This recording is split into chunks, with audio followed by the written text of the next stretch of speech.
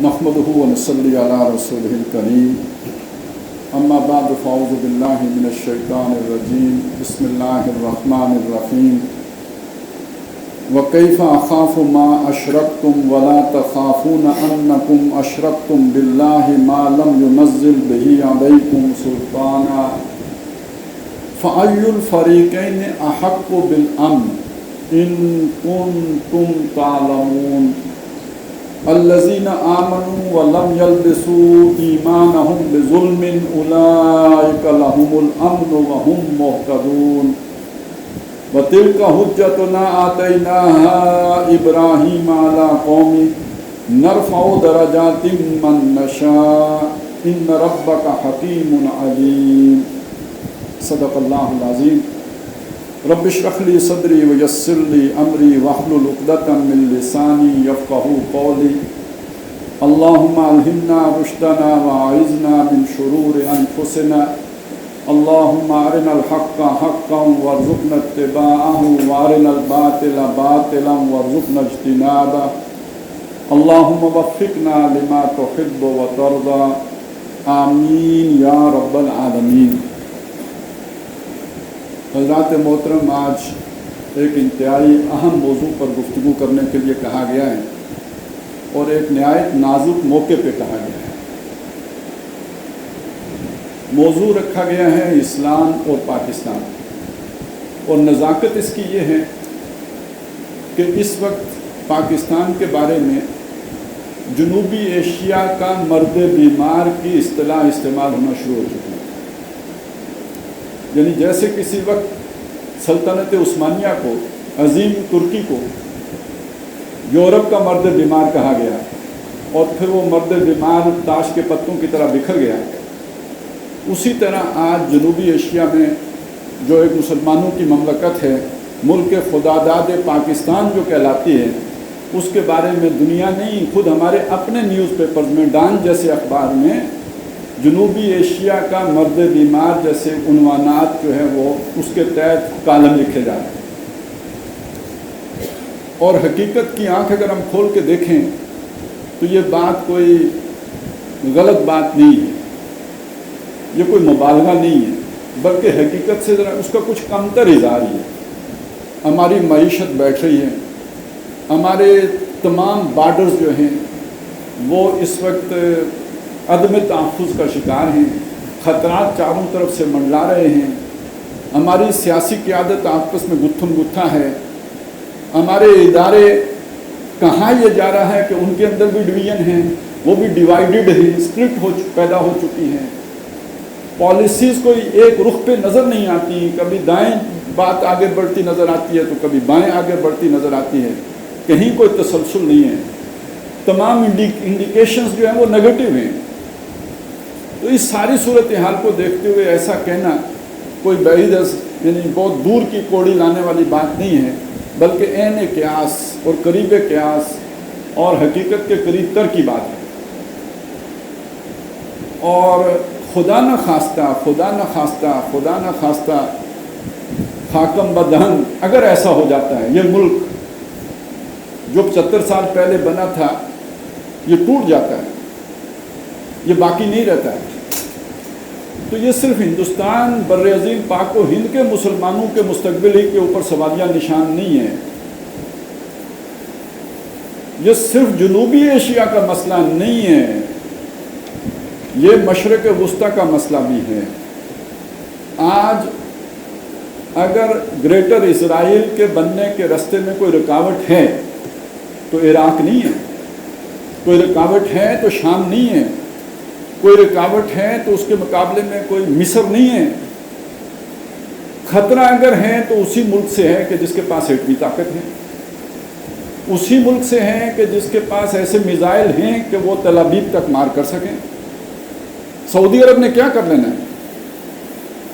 तो ये सिर्फ मसला सिर्फ बर्र-ए-अज़ीम पाक व हिंद के मुसलमानों ही का नहीं है, बल्कि ये कि मशरक़ वुस्ता तक जो प्रोग्राम हैं, और आप सोचिए कि प्रोग्राम हैं तभी तो अभी पिछले दिनों जो बाइडन साहब तशरीफ़ लाए थे सऊदी अरब, حالانکہ اس سے پہلے کہا جا رہا تھا کہ سعودی عرب اور امریکہ کے تعلقات اور خاص طور پہ محمد بن سلمان اور موجودہ جو امریکی قیادت ہے ان کے درمیان کوئی اچھے تعلقات نہیں ہیں، لیکن یہ کہ وہ تشریف لائے اور تشریف لانے کے بعد جو علامات ظاہر ہوئی تو معلوم ہوا کہ وہ اب پل بن رہے ہیں سعودی عرب اور اسرائیل کے درمیان۔ اب عربوں اور اسرائیل کے تعلقات جو ہیں وہ نارملائزیشن کی طرف جا رہے ہیں، باہمی تجارت ہو رہی ہے، ایک دوسرے کو تسلیم کرنے کی باتیں ہو رہی ہیں، اتنی بڑی تبدیلی۔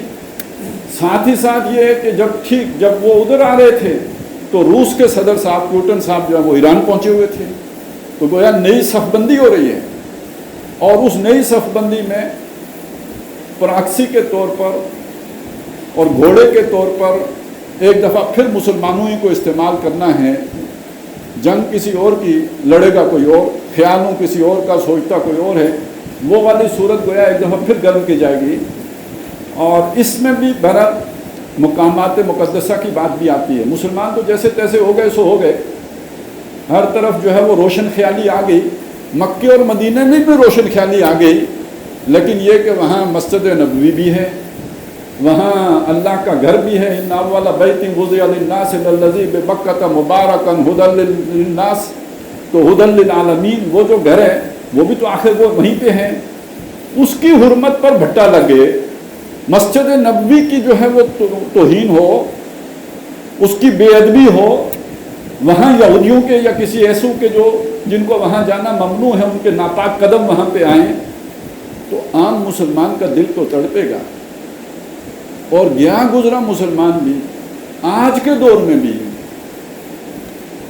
یعنی کل ہی کا واقعہ ہے نا، سلمان رشدی کو کہ چڑھ گیا دیوانہ، کوئی اللہ کا بندہ، کوئی محمد الرسول اللہ سے محبت کرنے والا، حالانکہ اس کو مارنے کی کوئی اہمیت اب نہیں رہی، اس کا جو بھی جرم ہے 42-44 سال پرانا ہے، پرانی بات ہو گئی ہے، نہیں 32-34 سال، 88-86 میں شاید اس نے لکھا تھا، یہ 35-36 سال پرانا ہے، اب وہ ویسے بھی مرنے کے قریب ہے، 70 سال سے زیادہ اس کی عمر ہو گئی ہے، لیکن اللہ تعالیٰ دنیا کو یہ دکھا رہا ہے کہ وہ محمد الرسول اللہ کے نام لیوا ان کی توہین کرنے والوں کو برداشت نہیں کرتے، نہ صرف کسی مسلمان ملک میں، بلکہ یہ کہ جو کہنے والے جو جن کو مہذب اور ترقی یافتہ ممالک کہا جاتا ہے، جہاں بڑے پڑھے لکھے مسلمان بستے ہیں، وہ بھی اس معاملے میں ہر دیوانگی کی حد کو پھیلانے کے لیے تیار ہیں۔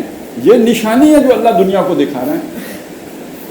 اور اس میں جو یعنی جتنی بھی دفعہ اس طرح کی بات ہوئی تو مسلمان عوام کا رد عمل بہرحال چونکا دینے والا تھا، متنبع کر دینے والا تھا۔ تو خطرہ اصل میں حکمرانوں سے نہیں ہے، خطرہ مختلف رجیم سے نہیں ہے کہ یہ والے آئے تو یہ والے چلے گئے، اور کھوتا آیا اور گائے چلی گئی، یا گائے آئی کھوتا چلا گیا، اس سے کوئی فرق نہیں پڑتا۔ گائے آمد خر رفت یا خر آمد گائے رفت، وہ ایک ہی تھیلی کے چٹے بٹے ہیں، تھوڑے سے فرق کے ساتھ ایک جیسے ہی رویے ہیں ان کے، اصل فرق عوام کا ہے۔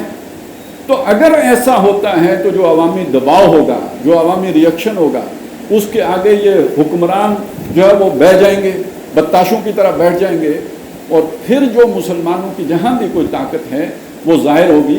تو اس سے پہلے اس طاقت کا کلا کما کرنا ان طاقتوں کے پیش نظر ہے جو اپنے یہ عظیم منصوبے بنا رہے ہیں، گریٹر پلان جن کے ہیں، جو جغرافیہ بدل رہے ہیں، جو مسلمانوں کی امت کی حیثیت کو ختم کرنا چاہتے ہیں۔ تو یہ صرف ہماری غلطی، ہمارا قصور، ہماری کمیوں کی وجہ سے نہیں ہے جو کچھ ہو رہا ہے، ہماری بھی بڑی نالائکیاں ہیں، لیکن اس میں ہمارے دشمنوں کے منصوبے بھی شامل ہیں۔ بات زیادہ چونکہ سنجیدہ ہو رہی ہے تو لیکن یہ کہ بہرحال اسی کو سمجھانے کے لیے ایک چھوٹا لطیف سی بات بھی آپ کے سامنے، ایک واقعہ ہوا، کہتے ہیں کسی کے گھر چوری ہو گئی، چوری ہوئی تو اس کے بعد انہوں نے پولیس میں جا کے رپورٹ لکھوائی، کافی نقصان ہو گیا، مال بہت سارا چلا گیا۔ تو اب تھانے صاحب آئے، انہوں نے ابتدائی رپورٹ کے بعد جائزہ لیا، جائزہ لے کے انہوں نے کہا، انہیں بتایا کہ اگر آپ اس دن گھر میں ہوتے، شادی پہ نہ گئے ہوتے تو چوری نہ ہوتی، ایک بات یہ ہوگی۔ پھر جب وہ اندر داخل ہوئے تو جس کمرے میں سے زیادہ مال گیا تھا انہوں نے بتایا کہ اگر آپ کوئی تجوری بنا کے رکھتے تو یہ ادھر رکھا ہوتا تو یہ بچ جاتا۔ اس طرح کی 2-3 چیزیں ہوئیں۔ پھر آخر میں پتہ چلا کہ وہ جو روشن دان تھا اس سے چور اندر آیا تھا، تو انہوں نے کہا آپ نے یہ روشن دان نہ رکھا ہوتا تو چور اندر نہ آ سکتا۔ تو یہاں ان کی بس ہو گئی۔ انہوں نے کہا حضرت یہ ساری غلطیاں میری ہی ہیں یا کوئی غلطی چور کی بھی ہے؟ تو اسی طرح سمجھ لیجئے کہ ہماری اپنی بہت غلطیاں، اور ہم نے بہت دفعہ بیان بھی کیے، ہمارے حکمرانوں کی بھی غلطیاں، ہمارے عوام کی بھی غلطیاں ہیں. ہم نے ملک تو بنا لیا اسلام کی طرف، اس کی طرف کوئی پیش قدمی نہیں، یہ سب کچھ ہے. لیکن یہ سمجھنا کہ کسی نے ہمارے خلاف کوئی سازش نہیں کی، کسی کے کوئی منصوبے نہیں ہیں، کسی کی کوئی سوچ نہیں ہے، کسی کا کوئی جو ہے پلان نہیں ہے، کوئی سازش نہیں ہے، یہ غلط بات ہے. یہ بھی یہ وہی بات ہے کہ جیسے سمجھنا کہ چور کی کوئی غلطی نہیں ہے. اب میں اس کی طرف آتا ہوں.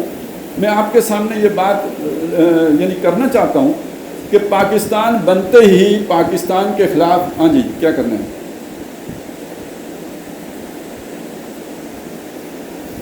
پاکستان بنتے ہی پاکستان کے خلاف سازشیں شروع ہو چکی تھی، اس لیے کہ پاکستان جس مقصد کے لیے بنا گیا تھا وہ دنیا کو وہ کام قبول نہیں تھا.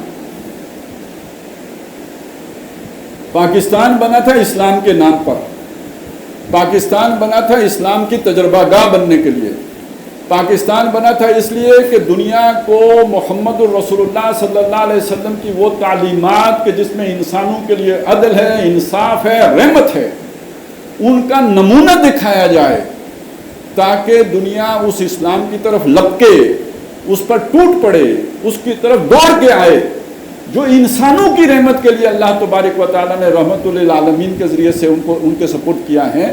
اس کا ایک عملی نمونہ دنیا کو دکھائیں گے تو دنیا اسلام کی طرف آئے گی. تو انسانوں کے لیے یہ بات جتنی اپیلنگ ہو سکتی تھی، جن لوگوں نے انسانوں کی گردنوں کے اوپر اپنے پنجے گاڑے ہوئے ہیں، جو دنیا کے سرمایے کا بڑا حصہ اپنی تجوریوں میں بھر رہے ہیں، وہ یہودی منصوبہ ساز، وہ سرمایہ دار، وہ ملٹی نیشنل کمپنیوں کے مالک، وہ دنیا کی 70% دولت کے مالک، وہ کب چاہتے تھے کہ وہ نظام دنیا کے سامنے آ جائے، اور جو انہوں نے دھوکے کا نظام، چہرہ روشن اندرون چنگیز سے تاریخ تر کا ایک جو جال بچھایا ہوا ہے، اس کا جو ایک فسانہ ہے، اس کا ایک جو جادو ہے، اس کا جو فسوں ہے، وہ ٹوٹ جائے، وہ کبھی یہ نہیں چاہتے تھے. لہٰذا انہوں نے اس کا اہتمام کیا کہ پاکستان اپنی منزل کی طرف آگے نہ بڑھ سکے. یہ جو اہتمام ہوا ہے، اس میں ظاہر ہے ہمارے لوگوں کی اپنی جو ہے وہ کمزوریاں شامل ہیں، لیکن ان کو فیسیلیٹیٹ کرنے والے، انہیں رستہ دکھانے والے یہ وہی عالمی چور ہیں. مقامی چوروں کو، جن کو آج ہم چور کہتے ہیں، ان کو یہ پٹیاں پڑھانے والے، یہ رستے دکھانے والے، یہ سارا کچھ سکھانے والے، اس کے لیے جو ہے ان کو مدد فراہم کرنے والے وہ عالمی ٹھگ ہیں جنہوں نے چن چن کے ان کو لگایا. اب میں آپ کو ذرا تھوڑا سا 1947 میں لے کے چلتا ہوں. ہم نے پاکستان بنایا، کہنے کو کس بنیاد پہ بنایا؟ پاکستان کا مطلب کیا؟ لا الہ الا اللہ. ہمارے میں بعد میں ایسے لوگ ظاہر ہوئے جنہوں نے یہ بات کہی کہ یہ عوام کا نعرہ تھا، یہ اصل نظریہ پاکستان نہیں تھا. بھئی اصل کیا تھا؟ اصل یہ تھا کہ جو مسلمان ہے وہ ہندو کے مقابلے میں معاشی طور پر کمزور ہو جائے گا اگر متحدہ ہندوستان میں رہے. تو ہم علیحدہ ملک اس لیے حاصل کرنا چاہتے ہیں تاکہ مسلمان خوشحال ہو، روٹی ملے، کپڑا ملے، مکان ملے، روزگار ملے. اس لیے پاکستان بنایا. یعنی لا الہ الا اللہ کے لیے نہیں بنایا تھا، بنایا مسلمانوں کے لیے تھا، لیکن مسلمانوں کے پیٹ کے لیے بنایا تھا، مسلمانوں کے دل کے لیے نہیں بنایا تھا. سادہ الفاظ میں بات یہ ہو گئی، ان کی بات یہ بنی. ایک اور طبقہ پیدا ہوا، اس نے ایک نئی بات کہہ دی. انہوں نے کہا کہ یہ نظریہ پاکستان جو دو قومی نظریہ بھی ہے، یہ جو دو قومی نظریہ ہے یہ پاکستان بنانے کے لیے تھا. اب جب پاکستان بن گیا ہے تو ایک پاکستانی قوم وجود میں آ گئی ہے، اب دو قومی نظریے کی ضرورت نہیں رہی ہے. چل بھائی، ایک نئی بات آ گئی میدان میں. ایک تیسری بات آ گئی. تیسری بات یہ آئی کہ یہ جو دو قومی نظریے کی بات ہے یا یہ ہے یا وہ ہے، یہ اصل میں تو کسی ریاست کا کوئی مذہب ہوتا ہی نہیں. مذہب کا اور ریاست کا آپس میں کیا تعلق؟ ریاست تو ایک جو ہے نا غیر مذہبی اکائی کا نام ہے، ریاست کا کوئی. یہ اب یہاں تک بات پہنچ گئی تو یہ مختلف باتیں شروع ہو گئیں. پاکستان بنتے ہی شروع ہو گئیں. کس نے شروع کی؟ اب میں آپ کے سامنے ایک اور تقسیم رکھتا ہوں. عوام کو ساری موٹیویشن ملی، جذبہ ملا، تحریک ملی، جوش اور شوق ملا لا الہ الا اللہ سے. صحیح بات ہے یا نہیں ہے؟ اگر آپ یہ نعرہ نہ لگاتے تو عوام نے نہیں نکلنا تھا، اسے آپ سے کوئی غرض نہیں تھی، وہ نکلی ہے اس کے لیے کہ پاکستان کا مطلب کیا؟ لا الہ الا اللہ۔ لیکن آپ سوچئے کہ جو نواب تھے بڑے بڑے، میں سب کی نہیں کہتا، اکثریت کی کہتا ہوں، ان میں ٹھیک لوگ بھی ہوں گے، لیکن جو اکثریت تھی وہ کیوں پاکستان بنانا چاہتے تھے؟ وہ اس لیے بنانا چاہتے تھے کہ کانگریس نے اعلان کر دیا تھا کہ آزادی کے بعد انگریز کی دی ہوئی جاگیریں ہم واپس لے لیں گے۔ اگر ہندوستان متحدہ رہتا تو یہ جتنے بھی ٹوانے ہیں تو فلانے ہیں تو فلانے ہیں، ان سے ان کی جاگیریں واپس لے لی جاتی، جیسے کہ ہندوستان میں لے لی گئی، یہاں بھی لے لی جاتی۔ تو انہوں نے کہا یار ہندوستان سے علیحدہ ہو جاتے ہیں، علیحدہ ملک ہوگا، وہاں ہماری بات چلے گی، تو یہ کم از کم کانگریس کی جو چھینا چھپٹی ہے اس سے ہم بچ جائیں گے، ہماری ریاستیں محفوظ رہیں گی، ہماری جاگیریں محفوظ رہیں گی۔ تو ان کا مقصد تو یہ تھا۔ لہٰذا جب مسلم لیگ بنی تھی، آپ کو پتہ ہے کس نے بنائی تھی؟ عوام نے تو نہیں بنائی تھی، نوابوں نے بنائی تھی۔ 1906 میں جب مسلم لیگ بنی ہے تو وہ نوابوں نے بنائی ہے۔ ایک بات یہ ہو گئی، تو انہوں نے تو اپنے مقصد کے لیے بنائی، اس سے آگے چلیے۔ ایک بات یہ بھی کہی جاتی ہے کہ انگریز کی بھی ضرورت تھی کہ پاکستان بنے۔ بھائی انگریز کی ضرورت کیوں تھی؟ انگریز کی ضرورت اس لیے تھی کہ ہندوستان ایک بہت بڑا ملک ہے، اور جو کانگریس پارٹی ہے وہ بڑی سیاسی پارٹی ہے جس کی روٹس ہیں عوام کے اندر، اور اس کی قیادت بہت جہاندیدہ ہے، بالغ نظر قیادت ہے۔ اگر ہندوستان آزاد ہو جاتا ہے تو اس کے بعد وہ ہمارے ہتھے سے بالکل نکل جائے گا، اکھڑ جائے گا، اور ہندوستان کے جو وسائل ہیں، ہندوستان پر انگریز کے قبضے سے پہلے بھی تو سونے کی چڑیا تھی نا، تو یہ تو پوری دنیا کے اعتبار سے ہمارے لیے خطرناک ملک بن جائے گا۔ اس کو اپنے قابو میں رکھنے کے لیے ضروری ہے کہ اس کے پڑوس میں ایک ایسا ملک ہو کہ جو اس کی پنڈلی کو اپنے جبڑے میں، اپنے دانتوں میں ہر وقت دبا کے رکھے۔ یہ ذرا چیوی کرے تو وہ اس کے دانت اور پنجہ گاڑ دے اس کے اوپر، تاکہ یہ واپس پھر ہمارے حضور سجدہ ریز ہو جائے، نہ دائیں جائے نہ بائیں جائے۔ تو ایک ملک ایسا درکار ہے کہ جو ہندوستان کو قابو کر کے رکھے۔ یہ بات کہی گئی، انگریز اس لیے بنانا چاہتا تھا۔ اچھا، ایک یہ ضرورت تھی، ایک اور ضرورت بھی تھی کہ جو کیپٹلزم ہے اس کی ایک اینٹی تھیسس جو دنیا میں آ گیا 1917 میں، جو انقلاب آ گیا روس میں، اس سے بڑا خطرہ ہے کہ یہ کیپٹلسٹک سوسائٹی کو نگل نہ لے، اور اس کا بھی خطرہ ہے۔ ہندوستان کی کمیونسٹ پارٹی بھی بہت منظم ہے، اور ہندوستان کی جو اونچ نیچ کے یہ ہے نا تصورات، یہ برہمن کے اور شودر کے، اور یہ سارے بڑے اپیلنگ ہیں۔ صورتحال بڑی نرم ہے کہ یہ پورا ہندوستان نرم چارے کے طور پر رشیا کے جو ہے وہ چنگل میں چلا جائے، تو اس سے بچانے کے لیے ایک نظریاتی بفر سٹیٹ کی ضرورت ہے کہ جو ہندوستان کا تحفظ کر سکے، یہ جو رشیا سے یلغار آ رہی ہے نظریے کی، اس کے مقابلے میں کھڑا ہو سکے۔ یہ بھی انگریز کی کہتے ہیں ضرورت تھی۔ تو ہمارے ہاں ایسے سارے لوگ ہیں جو یہ ساری باتیں کر رہے ہیں۔ یہ کوئی میں اپنے پاس سے یہ جو ہے پھلچھڑیاں نہیں چھوڑ رہا ہوں۔ ANP سردار اب جو ہے وہ کیا ہے، خان عبد الغفار خان، جو ولی خان صاحب کے جو والد صاحب تھے، ان کا یہی خیال تھا، ANP کا یہی خیال ہے کہ یہ انگریز نے جان بوجھ کے اپنے مقاصد کے حصول کے لیے نوابوں اور جاگیرداروں کو آگے کر کے یہ ملک بنایا ہے۔ تو ایک تو میں اور آپ ہو گئے، ہم نے کہا جی لا الہ کے لیے بنا، لوگوں نے کہا جی انگریز نے اپنے مقصد کے لیے بنایا۔ لگتا تو یہ بھی بات ٹھیک ہے، غلط تو نہیں لگتی۔ نوابوں نے اپنے مقصد کے لیے بنایا، بات وہ بھی غلط نہیں لگتی، وہ بھی ٹھیک لگتی ہے۔ اور جب پاکستان بن گیا اس کے بعد ایک طبقہ تھا، یہ کون سا طبقہ ہے؟ یہ سول سرونٹس کا طبقہ ہے، جو اپنی پوری یعنی عادتوں میں، اپنے کردار میں، اپنے اٹھک بیٹھک میں، اپنی وضاقتہ میں، اپنی تہذیب میں، اپنی تمدن میں، اپنی ثقافت میں، اپنے گھر بار کے رسم و رواج میں پوری طرح سرتا پا انگریز، جن کی بڑی صحیح نمائندگی کسی نے کی ہے کہ ان کے ہاں تو خیال یہ ہے کہ انگریز نے اگر کھڑے ہو کے پیشاب کیا ہے، اس میں بھی کوئی خوب راز کی بات ہوگی، کوئی حکمت کی بات ہوگی، اس میں بھی کوئی دانش ہوگی، اور اس میں بھی کوئی بہت بڑے خیر کا پہلو ہوگا لہذا بیوقوف، جاہل، ان پڑھ، جو گنوار، وہ بیٹھ کے پیشاب کرتے ہیں. ماڈرن، سویلائزڈ، کلچرڈ، وہ کھڑے ہو کے پیشاب کرتے ہیں. یعنی اس درجے میں جن کے ذہن مروب تھے، سوٹڈ بوٹڈ، اور وضع قطع میں جو اقبال نے کہا وضع میں تم و نصارہ تو تمدن میں ہنود، یہ مسلمان ہیں کہ جنہیں دیکھ کے شرمائیں یہود. یعنی اس پر پورے اترنے والے ایک پورا طبقہ یہاں موجود تھا. اور یہ صرف سول سرونٹ ہی نہیں تھے، یہ جو مجاہدین الاولین والآخرین خاکی پوش تھے وہ بھی تو یہی چیز تھی. کم از کم ان کی جو وہ جرنیل کلب جو ہیں وہ بھی تو اسی رنگ میں رنگے ہوئے ہیں. ان کے گھروں کی بھی تو کیفیت یہی ہے، بلکہ اس سے زیادہ. تو انگریز نے یہاں پہ جسے کہا گیا کہ کالے انگریز پیدا کیے، یا جسے ایک دفعہ جاوید چودھری نے اپنے کالم میں لکھا تھا کہ انہوں نے یہ لوگ پیدا کر کے کہا کہ یہ بیبونز ہیں، جس سے بابو کا لفظ بنا ہے. بیبونز یعنی وہ بندر جو نقل اتارتا ہے، یعنی جو جن کی رنگت بس کالی رہ گئی، باقی سر تا پا انگریز کے رنگ میں رنگے ہوئے، یہ جو طبقہ تھا. تو اسے پاکستان کے اس نظریے کے ساتھ کبھی بھی اس کا اتفاق نہیں ہو سکا. اس نے تو اپنے مقاصد کے لیے پاکستان کو استعمال کیا، اور انگریز نے چاہا بھی یہی کہ اس طبقے کو استعمال کرے. یعنی جو انگریز کے مقاصد تھے ان کو حاصل کرنے کے لیے اس نے اس طبقے کو استعمال کیا، اس کو فیسیلیٹیٹ کیا.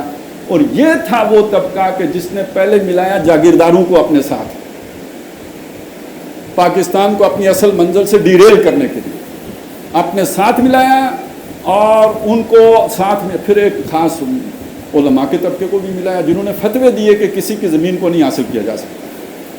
پاکستان بنتے ہی یہ فتویٰ دینے کی ضرورت کیوں پیش آ گئی؟ آخر سوچئے نا کہ کہیں نیا بندوبست اراضی نہ ہو جائے، اس کے بدلے میں بہت بڑا مفتی ہونے کا اعزاز ملتا ہے نا، ہمیں نہیں مل جاتا. یہ ہو چکا. تو یہ ایک طرف وہ کیا ہے، باقی نہ رہی تیری وہ آئی نہ ضمیری، یا کشتہ ہے ملائی و سلطانی و پیری.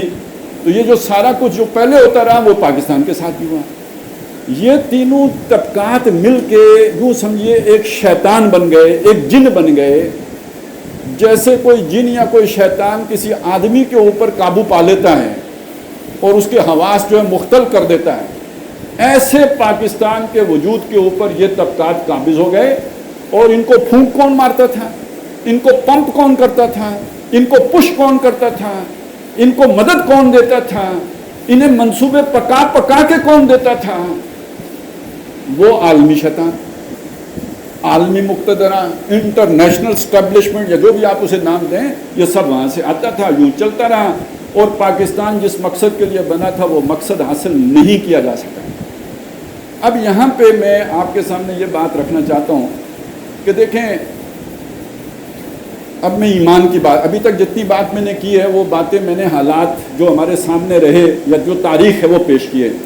اب میں قرآن کی بنیاد پر آپ کے سامنے ایک بات کا رکھنا چاہتا ہوں.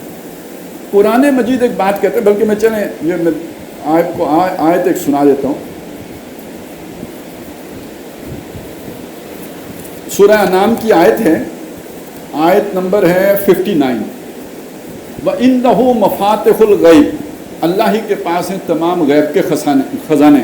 لا يَعْلَمُهَا إِلَّا هُ، اس کے سوا ان خزانوں سے واقف کوئی نہیں ہے، وہی جانتا ہے ان کو، سوائے اس کے کوئی نہیں جانتا.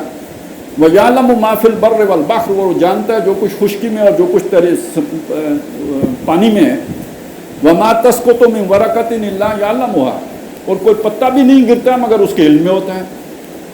وَلَا حَبَّةٍ فِي ظُلُمَاتِ الْبَرِّ فِي ظُلُمَاتِ الْأَرْضِ، اور زمین کے اندھیاروں میں کوئی دانہ نہیں گھستا مگر اس کو معلوم ہے. وَلَا رَطْبٍ وَلَا يَابِسٍ، نہ کوئی خشک نہ کوئی تر، إِلَّا فِي كِتَابٍ مُبِينٍ، مگر سب ایک واضح کتاب میں ہوتا ہے. پتے کا گرنا بھی اس کے علم میں ہے، اور پتا اس کے اذن کے بغیر گر بھی نہیں سکتا. دانے کا زمین میں گھسنا بھی اس کے علم میں ہے، اور دانہ اس کے اذن کے بغیر گھس بھی نہیں سکتا. وہ یہ بھی جانتا ہے جو گھسا، وہ یہ بھی جانتا ہے جو نکلا.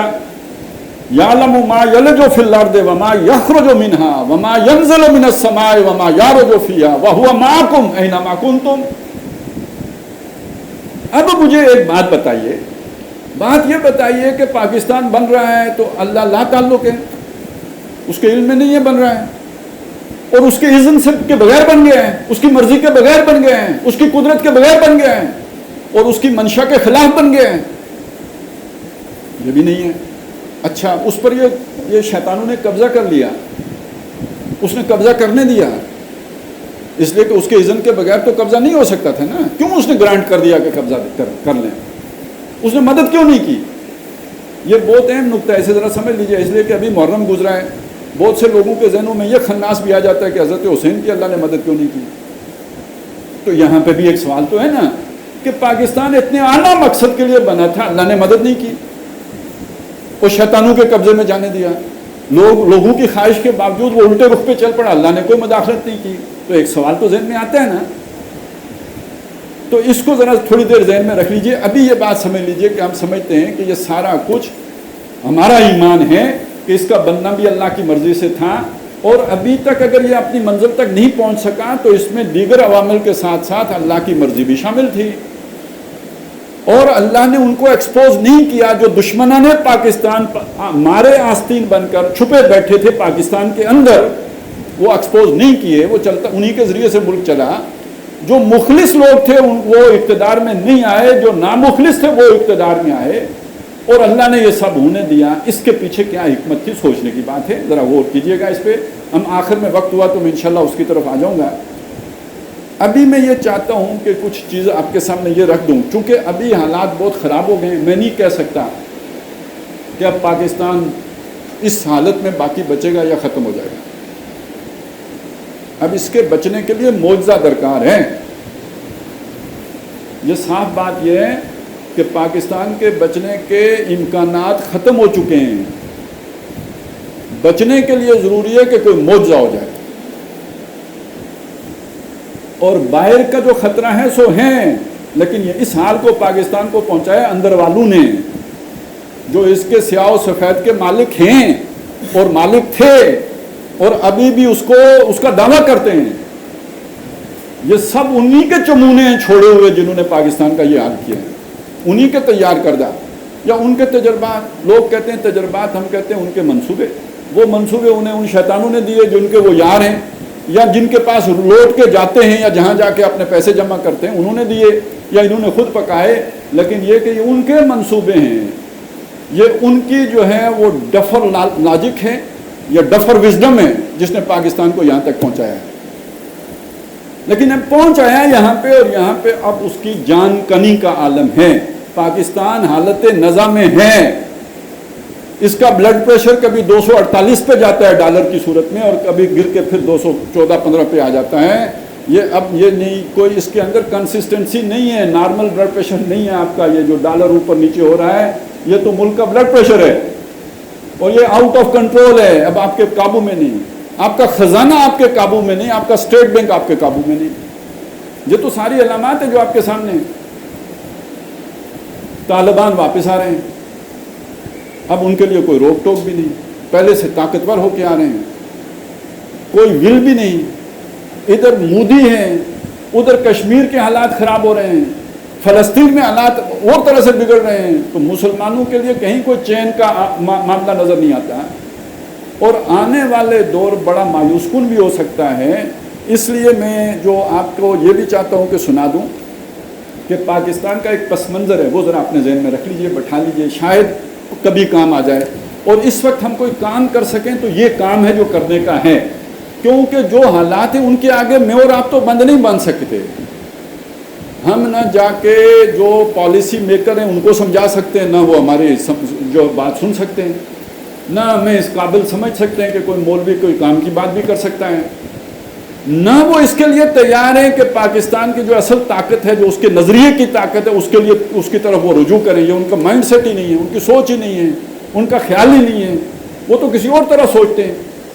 وہ تو ان کے اوپر شیاطین قابض ہیں جو انہیں وَإِنَّهُمْ لَيَصُدُّونَهُمْ عَنِ السَّبِيلِ وَيَحْسَبُونَ أَنَّهُمْ مُهْتَدُونَ۔ وہ سمجھتے ہیں ہم ہدایت پر ہیں، مولوی گمراہ ہے جو ہمیں الٹی پٹیاں پڑھاتا ہے، بھلا اس دور میں اسلام کا نام لینا کہیں بنتا ہے؟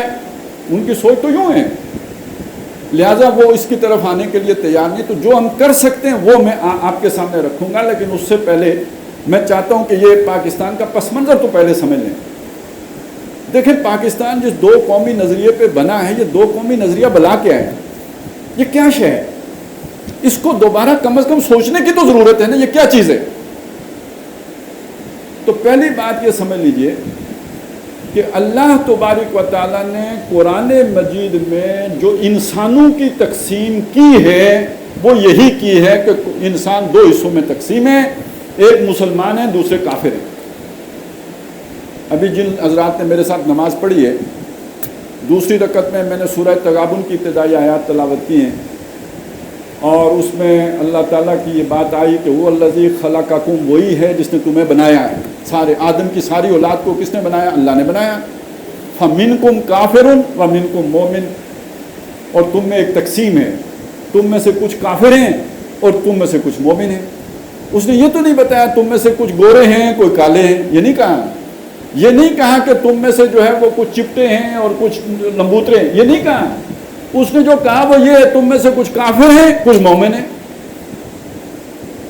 اور یہی وہ تقسیم ہے جو ہمیشہ سے چلی آئی ہے۔ اللہ نے یہ بھی بتا دیا سورہ بقرہ میں، کان الناس امۃ واحدہ، لوگ ایک ہی امت تھے، یعنی ایک ہی نقطہ نظر تھا ان کا۔ آدم علیہ السلام ان کے بیٹے، نظریہ توحید اسی پر تھے۔ کان الناس امۃ واحدہ، پھر اس کے بعد لوگوں نے اختلاف کیا، فبعث اللہ النبیین مبشرین و منذرین، تو اللہ نے پھر نبی بھیجے، خوشخبریاں بھی دیتے تھے، خبردار بھی کرتے تھے۔ وَأَنزَلَ مَعَهُمُ الْكِتَابَ، اور ان کے ساتھ اللہ نے کتاب بھی اتاری، لِيَحْكَمَ بَيْنَ النَّاسِ فِي مَا اخْتَلَفُوا فِيهِ مِنَ الْحَقِّ بِإِذْنِهِ، تاکہ اللہ تعالیٰ ان کے درمیان فیصلہ فرما دے، ان کے درمیان جن چیزوں میں اختلاف ہے ان کے بارے میں حکم لگا دے، ان کو سمجھا دے، وہ جو ایمان والے ہیں ان کو سکھا دے کہ حق کیا ہے باطل کیا ہے۔ یہ سلسلہ اللہ نے چلایا، آدم علیہ السلام سے یہ سلسلہ چلا، ابراہیم علیہ السلام تک پہنچا۔ اس کی زیادہ تفصیل ہمارے پاس نہیں ہے تاریخی طور پر، اتنا ہی ہمیں معلوم ہے جو قرآن نے ہمیں بتایا ہے۔ آدم علیہ السلام پہلے نبی، بعض حدیثوں میں آیا ہے کہ ان کے بعد جو ہے حضرت ادریس بھی تھے، قرآن میں بھی ان کا ذکر ہے، حضرت شیس بھی تھے، پھر حضرت نوح علیہ السلام ہیں، پھر حضرت ہود علیہ السلام ہیں، پھر حضرت صالح علیہ السلام ہیں، پھر حضرت ابراہیم علیہ السلام۔ ابراہیم علیہ السلام کے بعد پھر جو آگے کام چلا ہے تو تین امتیں ہمارے سامنے موجود ہیں جو ابراہیم کے رستے پر اپنے آپ کو قرار دیتے ہیں۔ ایک ہیں نصارہ، ایک ہیں یہود سب سے پہلے ہیں، پھر نصارہ ہیں، پھر مسلمان ہیں۔ قرآن مجید نے آ کے یہ بات بتائی کہ جو ابراہیم ہیں یہ مسلمان تھے، کانا مسلمن حنیفا، وہ مسلم تھے، حنیف۔ اچھا یہ جو ان کے بیٹے اسماعیل ہیں یہ بھی مسلمان تھے۔ فلما اسلما، جب وہ دونوں مسلمان ہو گئے، کون؟ ابراہیم اور اسماعیل۔ اچھا ان کے جو بیٹے اسحاق ہیں یہ کون تھے؟ یہ یہودی تھے، اور اسحاق کے بیٹے جو یعقوب ہیں وہ یہودی تھے، یہودیوں کا دعویٰ ہے کہ یہودی تھے۔ قرآن نے کہا کہ ما کانا ابراہیم یہودیا ولا نصرانیا ولکن کانا حنیفا مسلما۔ تو یہ جو حضرت یعقوب ہیں یہ کیا ہیں؟ سورہ بقرہ میں اس بات کو بھی کھول دیا کہ ابراہیم خود تو تھے ہی نا مسلم، اذ قال لہ ربہ اسلم قال اسلمت لرب العالمین۔ تو تم یہودیوں یہ سمجھتے ہو کہ یعقوب جو ہیں یہ انہوں نے اپنے بیٹوں کو، یا اسحاق نے اپنے بیٹوں کو یہودیت کی وصیت کی ہے۔ ام کنتم شہداء اذ حضر یعقوب الموت، جب یعقوب مرنے لگے تھے تم ادھر تھے کھڑے سن رہے تھے کہ حضرت یعقوب نے کیا وصیت کی ہے۔ اذ قال لبنیہ ما تعبدون من بعدی، جب حضرت یعقوب نے اپنے بیٹوں سے کہا میرے بعد کس کی عبادت کرو گے؟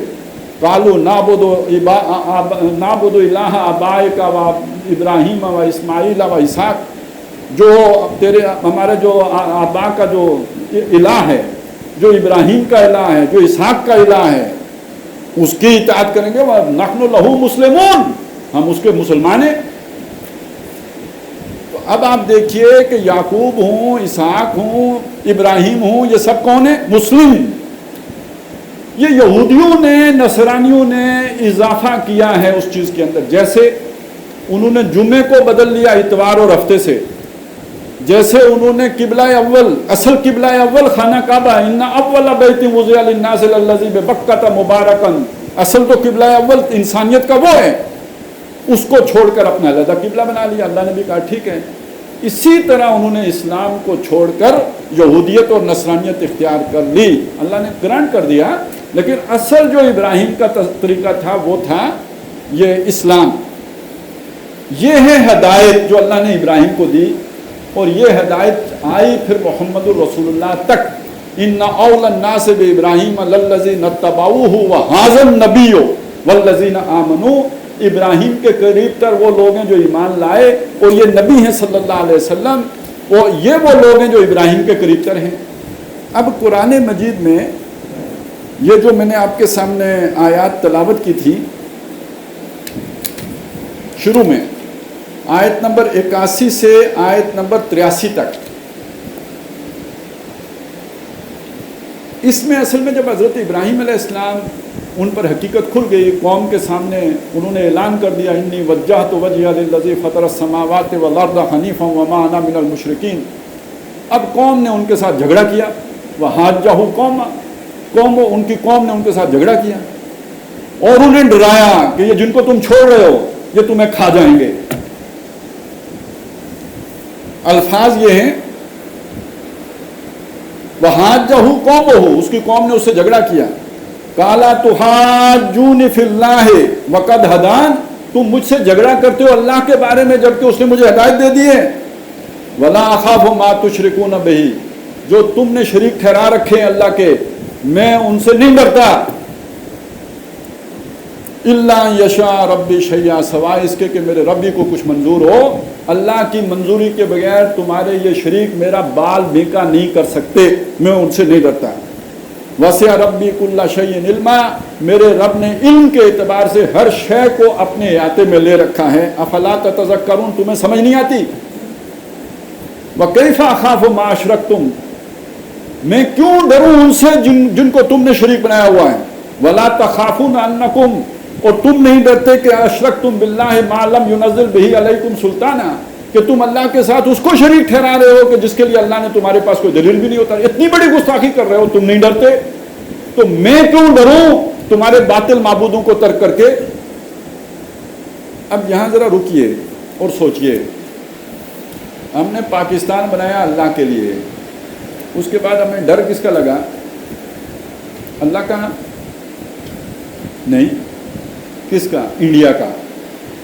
پہلا خوف جو لاحق ہوا, جس خوف نے ہمیں امریکہ کی گودی میں جا کے بٹھایا, وہ یہ تھا کہ انڈیا بہت بڑا ملک ہے اور ہم ایک چھوٹے سے ہیں, ہم انڈیا سے اپنا دفاع نہیں کر سکتے, لہذا ہمیں اپنے دفاع کے لیے امریکہ کی ضرورت ہے. یہ لیاقت علی خان جو امریکہ گئے تھے اس کے پیچھے یہ سوچ تھی, اور یہی سوچ آج تک ہے. ہم اس سوچ سے باہر نہیں نکلے. بتوں سے تجھ کو امیدیں, خدا سے نو امیدی, مجھے بتا تو صحیح اور کافری کیا یہ چلا ہے سارا. یہاں ہم نے اللہ پر اعتماد نہیں کیا, ہم نے اعتماد کیا غیروں پر, اور انہوں نے ہمیں تحفظ بھی دیا ہے. یہ نہیں ہے یہ امریکہ کو جو کچھ بھی ہم کہتے ہیں تو یہ بھی ایک ناشکری کی بات ہے. جن لوگوں نے امریکہ کو نچوڑا ہے, کھایا ہے, ڈالر بھرے ہیں, اپنے کھتے بھرے ہیں, کم از کم ان کو تو امریکہ کا شکر گزار ہونا چاہیے. انہیں تو گالی دیتے اچھے نہیں لگتے. ہم تو آپ کو بھی دیں گے, ان کو بھی دیں گے, کیونکہ ہمارا تو حق بنتا ہے, لیکن کم از کم آپ کو شرم آنی چاہیے امریکہ کو گالی دیتے ہوئے. انہوں نے ہی آپ کو پالا, انہوں نے ہی آپ کو پوسا, انہوں نے ہی آپ کو فیسیلیٹیٹ کیا, انہوں نے کے حکم پر آپ کو لا کے مسلط کیا گیا.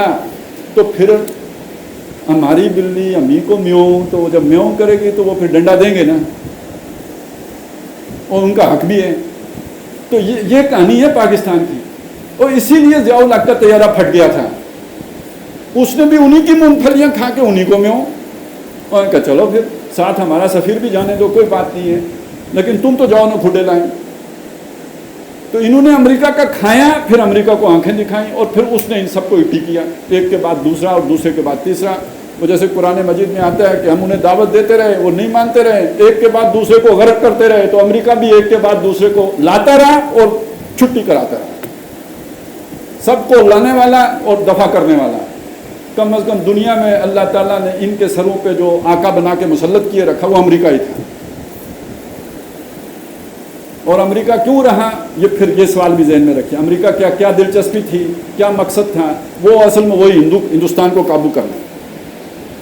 لیکن اب بات یہ یہاں پہنچ گیا، یہاں آ کے مسئلہ یہ کھڑا ہوا کہ، اور یہ آپ کے سوچنے کی بات ہے، میں اب حکمرانوں کو نہیں، وہ تو میں سمجھتا بھی نہیں کہ وہ اس جگہ پہ آ گئے کہ وہ اب کوئی توبہ کر سکیں، کوئی بھی ایمان لا سکیں، یا ان سے وہ اس سے آگے بڑھ چکے ہیں، وہ تو اب اپنی آنکھوں سے دیکھ چکے ہیں کیا ہونے والا ہے۔ میں جو آپ کو بتا رہا ہوں سن لیجئے یہ بات، آج میرے ٹائم کو تھوڑا زیادہ لگ جائے گا لیکن یہ کہ بات تو پوری ہو جائے گی۔ آج سے کم از کم 2 سال 2.5 سال پہلے ہمارے ایک دوست ملے جا کے، یہ جو ابھی صافی بھاگ گیا ہے پشاور سے جو دوڑا ہے، کیا نام ہے؟ ارشد شریف، وہ بھی شریف ہے۔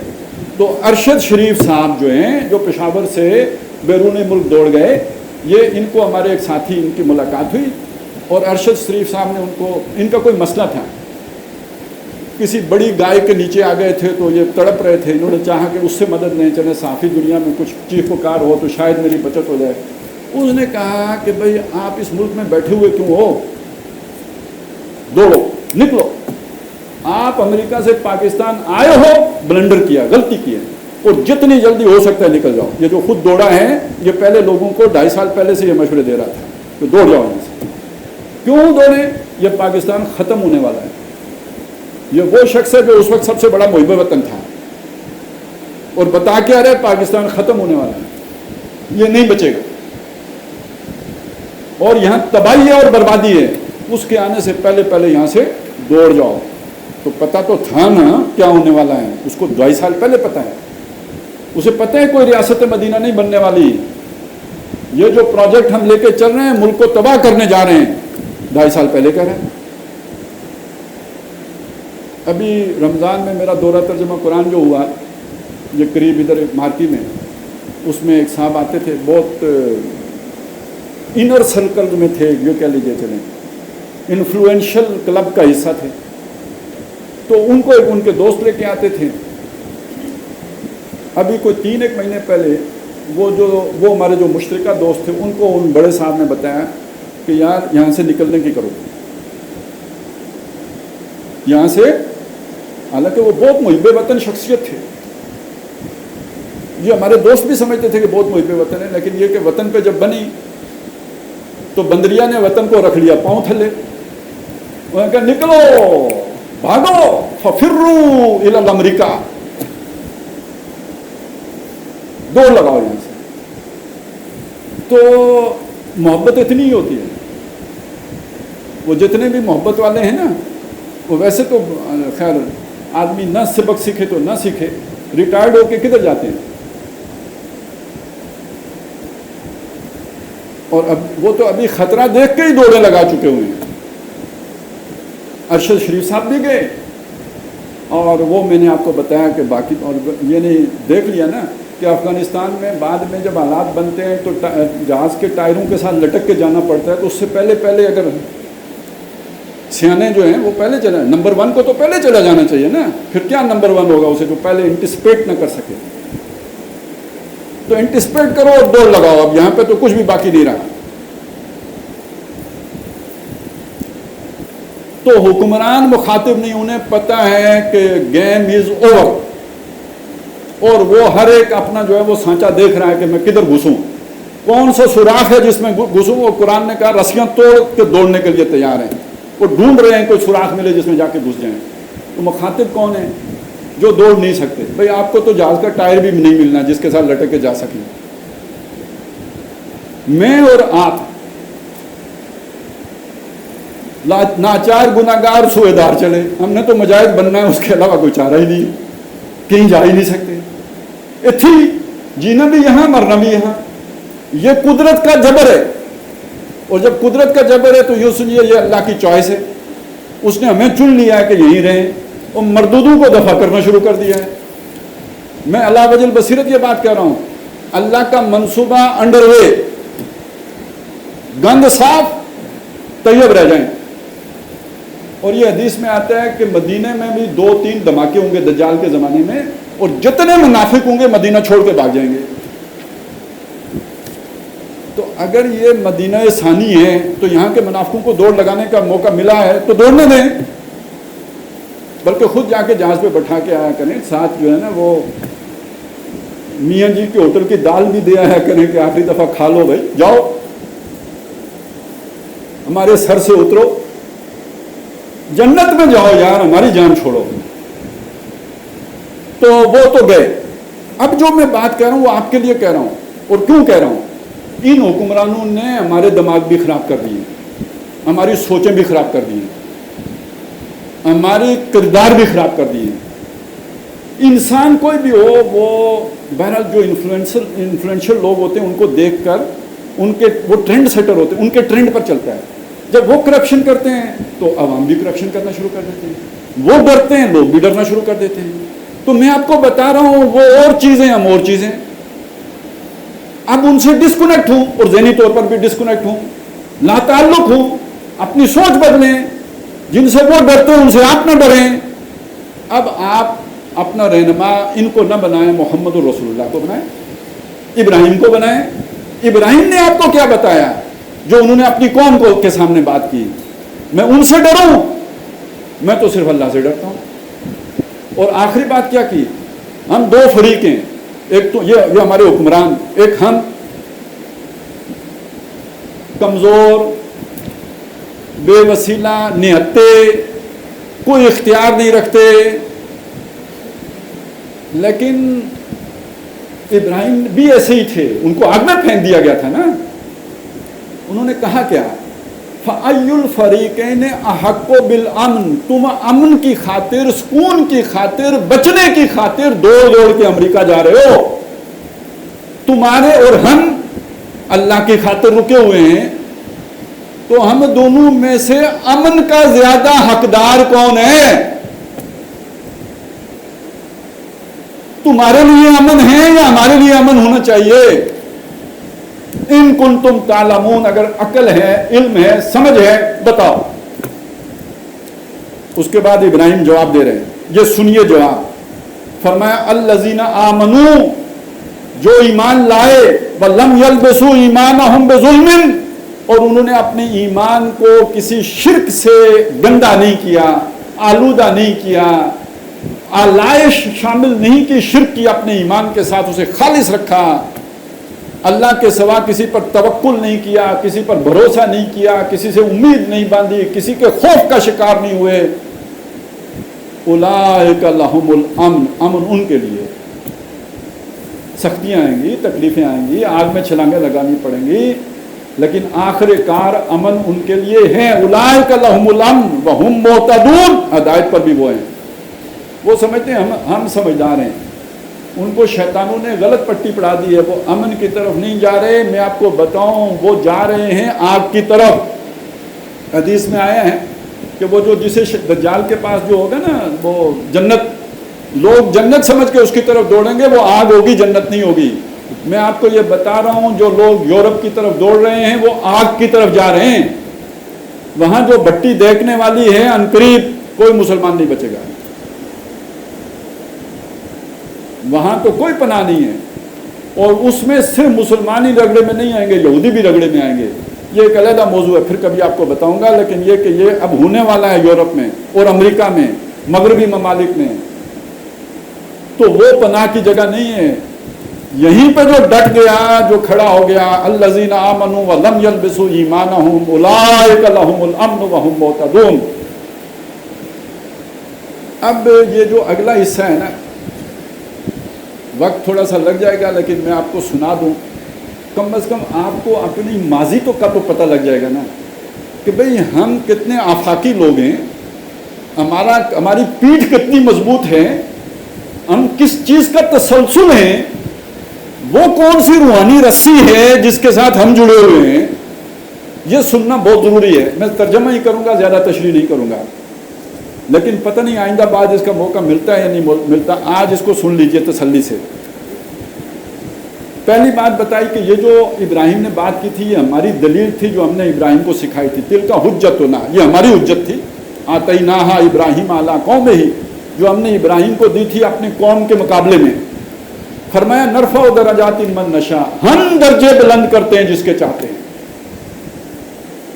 अमेरिका नहीं, वो अमीरुल कहते हैं ना, हम समझते हैं कि हम आर्मी चीफ बनाते हैं, नहीं, अमेरिका आर्मी चीफ बनाता है। इधर कुरान एक और ही बात कर रहे हैं जो अमीरुल साहब नहीं कर रहे। नरफ़अ दरजातिन मन, हम दर्जे बुलंद करते हैं जिसके चाहते हैं। اور بھائی جن کو امریکہ بناتے ہیں بعد میں ذلیل بھی کرتا ہے. 5 سال کے بعد جو ہے نا وہ اپنے سارے ڈاکومنٹ ڈی کلاسیفائڈ بھی کر دیتا ہے, سارے جو ہے نا وہ پول کھول بھی دیتا ہے. وہ وکی لیکس بھی آ جاتی ہیں, پنڈورا باکس بھی آ جاتا ہے, پتہ نہیں پنڈورا لیکس بھی آ جاتی ہیں, کیا کیا آ جاتا ہے. تو یہ شیطان کا کام ہے ذلیل کرنا. پہلے الٹی راستہ سکھاتا ہے اور پھر ذلیل کرتا ہے, اور ذلیل کر کے ادھر کھڑا ہو جاتا ہے میں تو انسانی حقوق کا چمپیون ہوں.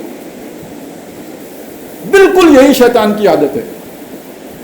اس قال للانسان اکفر, یہ شیطان انسان سے کہتا ہے کفر کر. فلما کفر, جب وہ کفر کر لیتے ہیں, قال انی بری منک, وہ کہتا ہے میں تجھ سے بری ہوں. انی اخاف اللہ, میں تو اللہ سے ڈرتا ہوں. رب العالمین جو سارے جہاں کا رب, یہ شیطان کی واردات ہے, یہی امریکہ کی واردات ہے. وہ پہلے صدام حسین کو کہتا ہے کویت پہ چڑھ جا بیٹا, وہ چڑھ گیا. یہ کیا کیا ہے, میں تو انسانی حقوق کا چمپئن ہوں. ہمیں کہتا ہے تم دو طالبان کو اور ان کی جو ایسی تیسی پھیر دو, سمیش کر دو. ساتھ ویڈیو بنا لیتے ہیں, بعد میں کہتے بلیک میل کرتے ہیں. میری مانو گے یا میں پھر بتاؤں کہ تم ٹیررسٹ روگ لوگ ہو, تم روگ بدماش ہو, بتاؤں. یہ ساری ویڈیوز ہیں تمہاری میرے پاس, تم نے فلانے کیمپ میں یہ کیا, فلانے بچوں کے ساتھ یہ کیا وہ کیا, ساری میرے پاس ہیں. وہ پکے شیطانوں والا کام کرتے ہیں. اللہ کہتا ہے ہم عزت والی زندگی دیں, ہم نہیں بے عزت کرتے. پھر جس کو ہم عزت دیں, ابراہیم کو دنیا سے گئے 5000 سال گزر گئے, ہم آج بھی دعا دیتے ہیں ان الذین آمنوا وعملوا الصالحات سیجعل لهم الرحمن ودا. جو ایمان لائیں, نیک اعمال کریں, رحمان ان کے لیے دنیا والوں کے دلوں میں محبت پیدا کر دیتے ہیں. مجدد الافسانی کا نام آج بھی ہم عزت سے لیں گے, احترام سے لیں گے. اکبر کا نام, اپنے وقت کا بہت بڑا بادشاہ, آج بے عزت. یہ نرفع درجات من نشاء ان ربک حکیم علیم, تیرا رب بہت حکمت والا بھی ہے, علم والا بھی ہے. اب وہ سوال کا جواب میں یہاں دے دیتا ہوں. اللہ نے پاکستان کو آج تک محفوظ رکھا, امریکہ کے ہاتھوں محفوظ رکھا, انگریز کے ہاتھوں بنوایا, نوابوں کے ہاتھوں بنوایا, کیونکہ یہ جو لا الہ والے تھے یہ کمزور ماتڑ, ان سے نہیں بننا تھا. آپ سارے مل کے قربانیاں دے کے پاکستان نہیں بنا سکتے تھے. یہ انگریز کی ضرورت اللہ نے بنا دیا, اس نے بنا دیا. یہ نوابوں کی ضرورت بن گیا, انہوں نے بھی اپنے مقصد کے لیے بنا لیا. یہاں میں ایک مثال دیا کرتا ہوں کہ یہ اللہ کا منصوبہ تھا کہ یوسف تعلیم حاصل کرنے کے لیے مصر جائے گا. کیسے جائے گا؟ بھائیوں کے دلوں میں خیال آیا, انہوں نے جا کے کنویں میں پھینکا. قافلے والوں کے دلوں میں آیا لالچ, انہوں نے اٹھایا, جا کے مصر میں بھیج دیا. عزیز مصر کو نفع بخش سودا ملا, وہ لے کے گھر گیا. اس کی بیوی کو کوئی اور ہی خیال آ گیا, اس نے اس خیال کے تحت گھر میں پالنا شروع کر دیا. ہر ایک اپنی نیت سے کام کر رہا ہے. منصوبہ کس کا چلا رہا ہے؟ اللہ کا. تو ہم یہ کہتے ہیں کہ پاکستان اللہ کا منصوبہ, اس میں انگریزوں نے بھی حصہ لیا تو لیا, نوابوں نے لیا تو لیا. اس میں اگر وہ لیا ہمارے جو وہ کالے انگریزوں نے تو لیا. اللہ نے آج تک اسے پہنچایا, محفوظ رکھا, وہ اس کا اپنا کوئی منصوبہ تھا. اور وہ میں سورہ کاف کی ایک آیت کے حوالے سے بیان کیا کرتا ہوں کہ یہ پاکستان کی دیوار جب جب گرا چاہتی تھی, اللہ اسے خضر کے ذریعے سے سیدھا کرتا رہا. کیوں؟ ایک یتیم قوم ہے, ماتڑ لوگ ہیں, ان ماتڑوں کے پاس ایک خزانہ ہے, 2 قومی نظریے کا خزانہ. یہ جو میں آپ کو بتا رہا ہوں, یہ 2 قومی نظریہ کہاں سے چلا ہے؟ فَمِنْكُمْ كَافِرٌ وَمِنْكُمْ مُؤْمِنٌ, آدم کے دور سے چلا ہے. ہماری جڑ بہت پرانی ہے, یہ کوئی نیا نظریہ نہیں ہے, بڑا قدیم نظریہ ہے جو اپنا پھل ہر موسم میں لاتا ہے. تُؤْتِي أُكُلَهَا مِنْ كُلِّ حِينٍ, وہ اپنا پھل, یہ شجرہ طیبہ اپنا پھل ہر موسم میں لے کے آتا ہے. اس کے ساتھ جڑے ہوئے یہ 2 قومی نظریہ وہ ہے. تو اس دیوار کے نیچے اس یتیم قوم کا خزانہ ہے. اس کی حفاظت کبھی انگریز نے کی, کبھی امریکہ نے کی, کبھی نوابوں نے کی, کبھی کس نے کی, لیکن اس خزانے کے لیے اللہ نے اسے محفوظ رکھا. اب اگر گرے گا تو خزانہ نکلنے کے لیے گرے گا, تباہی کے لیے نہیں گرے گا. یہ سمجھ لیں, امن یہاں ہے, اولئک لہم الامن. البتہ اس سے پہلے آزمائش آنی ہے بڑی سخت, تاکہ سارے منافق کھسک جائیں. اب اللہ یہاں मुनाफिकीन को गवारा नहीं करेगा। दौर बदल गया। मूसा जब तक फिरौन के दरबार में अल्लाह ने पालना है तो जब तक मूसा उसको नबूवत देने की ज़रूरत नहीं है, लेकिन जब नबूवत देने की बारी आई तो फिरौन के दरबार से निकालना है। पाकिस्तान को भी पाला पोसा, जिसने भी पाला पोसा, लेकिन ये कि अब दौर बदल गया है। अब अल्लाह ने तब्दील, अब रजीम, हकीकी रजीम चेंज आनी है। अब ढकोसले नहीं है, अब खेल नहीं है, हुक्मरान की शायरी नहीं चलेगी, अब अल्लाह की हिकमत चलने वाली है। लिहाजा ये भागने वाले हैं। तो हकीम भी है वो और अलीम भी है। वो इल्म और हिकमत की बुनियाद पर अपना मतलब निकाल लेते हैं। वह मकरू व मकर अल्लाह वल्लाहु खैरुल माकिरीन। अल्लाह अपना काम अपने दुश्मनों से ले लेता है। अब यहाँ से एक बड़ा लंबा सिलसिला है, मैं सिर्फ तर्जमा करूँगा, शायद आपको खुद ही समझ आ जाए, नहीं भी आए तो रहने दीजिए, बाद में सोचिएगा शायद आ जाए। फरमाया व वहबना लहू इसहाक व याकूब, तो हमने इब्राहिम को इसहाक दिया, याकूब दिए पोते, इसहाक बेटा याकूब पोता। कुल्लन हदैना, इनको हदायत दी। वही नजरिया तौहीद की हदायत जिसकी बुनियाद पर एक कौम दूसरी कौम से अलग हो जाती है, बाप बेटे से अलग हो जाते हैं, इब्राहिम आज़र से अलग हो जाते हैं। वो नजरिया, वो हदायत हमने इनको भी दी। मैं आपको बता चुका, ये इस्लाम, ये इब्राहिम भी इस्लाम पर, ये इसहाक भी इस्लाम पर, ये याकूब भी इस्लाम पर। कुल्लन हदैना व नूखन हदैना मिन कब्ल, नूह को उससे पहले हम हदायत दे चुके थे। वो 4000 साल पहले हजरत इब्राहिम अलैहिस्सलाम से पहले उनको हदायत दे चुके थे। व मिन ज़ुर्रियतिही, इब्राहिम की औलाद में से हैं दाऊदा व सुलैमाना व अय्यूबा व यूसुफा व मूसा व हारून। ये जो दाऊद की इतनी बड़ी सल्तनत, सुलेमान की सल्तनत, फिर वो सब्र करने वाले अय्यूब, और ये कि यूसुफ, हुस्न यूसुफ, दमे ईसा, यदे बेजादारी, और उससे आगे मूसा और ईसा, ये सारे वो हैं कि जो इब्राहिम की नस्ल से, इन सब को हमने इस इस्लाम की हदायत दी। ये नज़रिया ये आदम से चला, इसकी हदायत हमने नूह को की, इसकी हदायत हमने इब्राहिम को की, इसकी हदायत हमने इसहाक को की, याकूब को की, मूसा को की, ईसा को, उसके बाद जो है वो दाऊद को की, सुलेमान को की, अय्यूब और यूसुफ को की। वकज़ालिका नज्ज़िल मुहसिनीन, हम नेकोकारों को यूं बदला देते हैं। उनकी औलाद रंगी जाती है, नस्लें रंगी जाती हैं, सदियों तक रंगी रहती हैं। जो करप्शन करते हैं उनकी औलाद को पागल करते हैं, उनको वो खाना नसीब नहीं करते। अशरफ गनी किधर गया? जो अपनी मुल्क से बेवफाई करते हैं, अपनी कौम से गद्दारी करते हैं, उनकी नस्लें बिगाड़ देते हैं।